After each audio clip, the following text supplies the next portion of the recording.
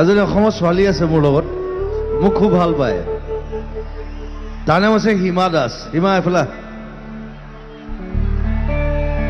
সবাই চিনি পায় আপোনালোকে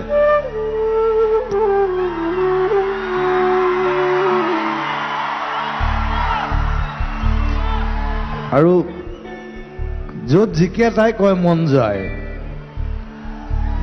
সেইকাৰণে হিমাৰ কাৰণে মন যায় গাইছো আজি কিবা এটা ক চবকে টিংখন কি খবৰ ভালে আছে